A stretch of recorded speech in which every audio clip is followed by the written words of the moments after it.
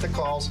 You'll eventually get the 20% back. That Silver Connect card is going to pay her co-payments. Remicade, I believe, is an injectable, and her hospitalization co-payments. And tell them to turn his Part B on.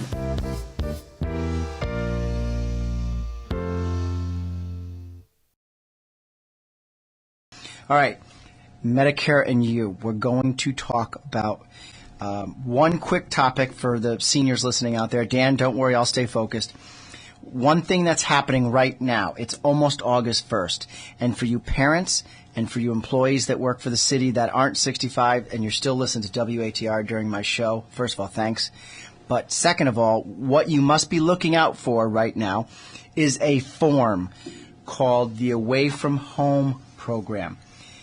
Here's the Yukon one. I was lucky enough to get Yukon Stores from a law firm whose one of the partners has a daughter going there. So I'll just give you an example of what the questions they ask. Does your health plan participate in network? Yes. Does it cover emergency room? Yes. Does it have a pharmacy provider? Yes. Will it cover the entire year during the summer? Yes. Do you need to see a referral? 90% of plans don't have a referral. There's only one or two Oxford plans on the old platform. Larry Rifkin did a great job talking about on exchange and off exchange. So the exchange plans, the only referrals would be in a bronze plan, which I didn't sell anything. I maybe sold one or two. They would be an HMO, possibly with a referral. But off exchange, some of the Oxford, just make sure on that. It would say gatekeeper on your card. If you didn't know what a referral means, it means you have to go to your primary care physician first. That's a question on the form here. You can get that so easily. And does your insurance card show a U.S.-based phone number? Every carrier has an 800 number or now an 855 or an 877 number. So look at that, check yes. They'll give you a choice on the website of what plan to choose. You fill it in electronically, and then you submit it to the registrar's office. All right? Also, the Away From Home program grants a temporary courtesy enrollment in a host program. So with Anthem Blue Cross Blue Shield, I did it this morning. There's an Anthem Blue Cross Blue Shield of Maryland. Well, it's actually Blue Cross Blue Shield of Maryland. It's not Anthem. But you will just simply make sure you're looking out for this form, all right? The reason this show is here is to educate people. This is something that you need to know. If your child is a new student, they're entering college, find out about the college program. One stinky thing about the college programs, and I don't have an answer yet back. I texted a few people this morning before the show, but they didn't get back to me. Some of the programs through the universities had a cap, either a $50,000 or a $100,000 lifetime maximum. The Affordable Care Act has done away with that as of January 1st, 2014. So just check into that. If that's something you feel strongly about, just buy the better plan. You can always keep your child on up to age 26 on your current medical. But for those of you that are filling out this form, it is something, I have the knowledge of it, and hopefully I didn't exhaust this topic too long, but I did want to touch on it. This is the month you're looking for that, all right? We've talked about art, museum, now it's talking about insurance time. So look out for that form if you have children. If you are a senior, let's talk about you now for the next 10 minutes. All right, we are going to talk about the advanced premium tax credit with the federal healthcare.gov. That is being disputed right now, which makes me, and I hope Ferris out there, very happy. Why should you get something for free and not work? Go to work, stop getting free everything. So there are some people, a slacker generation. I don't know, there was a word, generation Y or M or X or T. I don't know what generation that is. I'm old, so I don't know. But the younger generation is getting insurance pretty affordable, close to $80, $30, $50.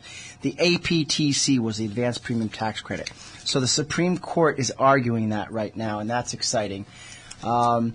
We are not going to take an opinion here at WATR until that's passed because this is just an insurance talk show. Larry Rifkin will probably cover that more with his points of view, like Alderman by District, just not my topic. All right, so that is happening. That's in the works as we speak.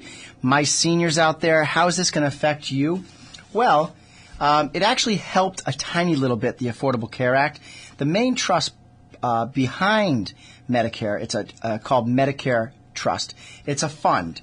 The health program for the elderly and disabled will be exhausted by 2030.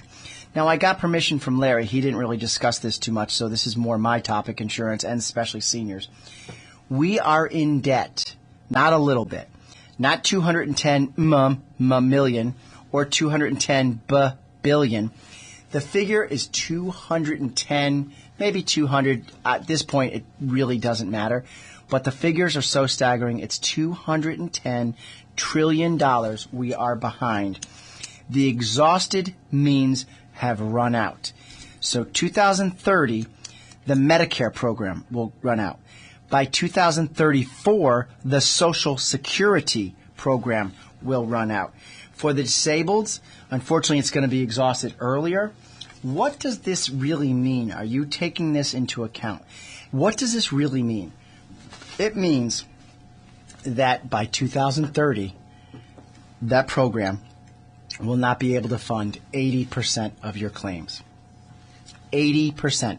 If you have, and Dan, I'm focused here, so I hope I'm pleasing you today. If you have 80% of your claims paid for by Medicare, you have what we call a Medicare supplement or a Medigap policy, meaning you don't have a network.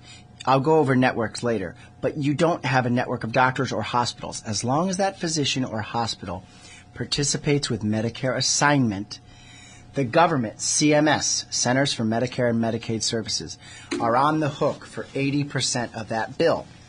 You are given A, for free when you turn 65 or you've been disabled for 24 months or longer. The government gives you that as your right for working 40 fully satisfied quarters or 10 years. Then you must pay for your Part B. Medicare Part B monthly premium for outpatient care is expected to remain unchanged for 2015. What's this mean? That B on your red, white, and blue card is for doctors. Hospital is A, doctors is B. $104.90. Well, they're going to have to increase that, all right? I'm just telling you right now, it's got to go up to about $125 in the future because 2030 is right around the corner. We're 15 years away. This year's already half in the books. Today's July 30th. Boom, August, the next thing you know. So basically it's 2015. In 15 years, I'll be just turning 59 or 60, depending on, by December I'll be 60, but that year I'll be 59 going on 60.